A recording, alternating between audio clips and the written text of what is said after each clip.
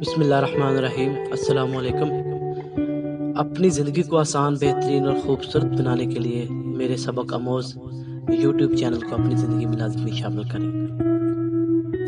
قانون کی جماعت میں استاد نے ایک طالب علم کو کھڑا کر کے اس کا نام پوچھا اور بغیر کسی وجہ کے اسے کلاس سے نکل جانے کا کہہ دیا۔ طالب علم نے وجہ جاننے اور اپنے دفاع میں کئی دلیلیں دینے کی کوشش کی، مگر استاد نے ایک بھی نہ سنی اور اپنے فیصلے پر مصر رہا۔ طالب علم شکستہ دلی سے اور غمزدہ باہر تو نکل گیا، مگر وہ اپنے ساتھ ہونے والی زیادتی کو ظلم جیسا سمجھا۔ حیرت کی بات باقی طلباء پر تھی جو سر جھکائے اور خاموش بیٹھے تھے۔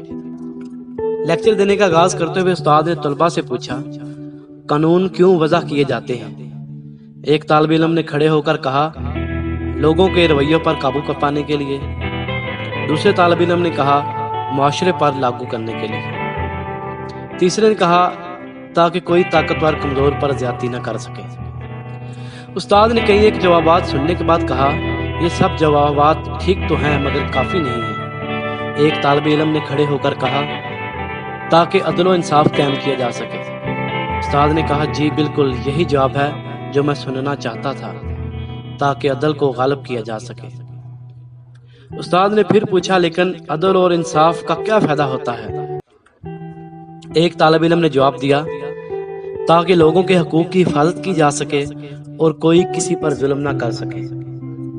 اس بار استاد نے ایک توقف کے بعد کہا، اچھا مجھ سے ڈرے بغیر اور بلا جھجک میری ایک بات کا جواب دو، کیا میں نے تمہارے ساتھی طالب علم کو کلاس روم سے نکال کر کوئی ظلم یا زیادتی کی ہے؟ سارے طلباء نے بیک زبان جواب دیا، جی سر آپ نے زیادتی کی ہے۔ اس بار استاد نے غصے سے اونچا بولتے ہوئے کہا، ٹھیک ہے ظلم ہوا ہے، پھر تم سب خاموش کیوں بیٹھے رہے؟ کیا فائدہ ایسے قوانین کا جن کے نفاذ کے لیے کسی کے اندر ہمت اور جرأت ہی نہ ہو؟ جب تمہارے ساتھی طالب علم کے ساتھ زیادتی ہو رہی تھی اور تم اس پر خاموش بیٹھے تھے، اس کا بس ایک ہی مطلب تھا کہ تم اپنی انسانیت کھوئے بیٹھے تھے۔ اور یاد رکھو، جب انسانیت گرتی ہے تو اس کا کوئی بھی نعمت بدل نہیں ہوا کرتا۔